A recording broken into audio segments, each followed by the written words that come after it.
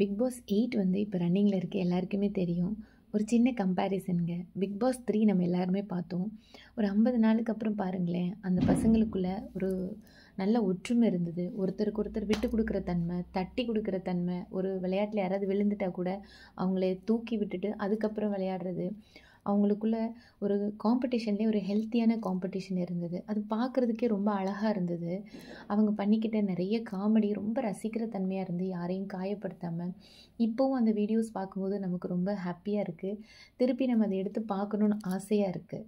ஆனால் இந்த big pass 8 பாருங்கள், இன்றைக்கி இப்போ தான் கரண்டில் ரன்னிங்கில் இருக்குது. ஆனால் நேத்திக்கு ஷோ இல்லை ஒரு 4 நாளைக்கு முன்னாடி உள்ளது எதையாவது ஒரு வீடியோவை எடுத்து பார்க்கணுன்னு நமக்கு ஆசையே வராதுங்க.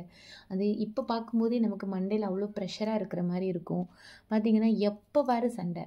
என்ன விளையாட்டு கொடுத்தாலும் எவ்வளோ புதுமையாக கொடுத்தாலும் சரி, அதில் சுவாரஸ்யமாக பண்ணுறதுக்கு எதுவுமே கிடையாது. சண்டைகள் மட்டும்தான். ஒருத்தருக்கு ஒருத்தர் சண்டை போடுறது, பின்னாடி பேசுகிறது, இவங்க சொன்னது அங்கே சொல்கிறது, சண்டை மூட்டுறது, கோபம், வன்மம், இது மட்டும்தாங்க அதிகமாக இருக்குது. இதை பார்த்தாலே வந்து ரொம்ப பயமாக இருக்குது.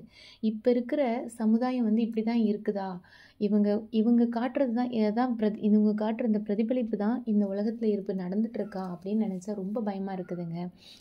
நமக்கு தேவையான விஷயங்கள் நடக்கிறதுக்காக யாரை வேணால் எப்படி வேணால் காலி பண்ணலாம், என்ன வேணால் சொல்லி நான் ஜெயிக்கணும், நான் மேலே வரணும் அப்படின்னு நினைக்கிற இந்த சிந்தனைகளை நினச்சா இப்போ இருக்கிற உலகத்தில் ரொம்ப பயமாக இருக்குங்க.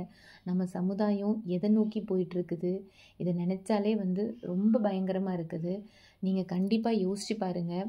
நம்மளோட யோசனைகள் நம்ம நினச்சா கண்டிப்பாக சமுதாயத்தில் ஒரு மாற்றங்கள் கொண்டு வர முடியும். இது எங்கே போயிட்டுருக்குன்னு நீங்கள் யோசிச்சு பாருங்கள். நன்றி, வணக்கம்.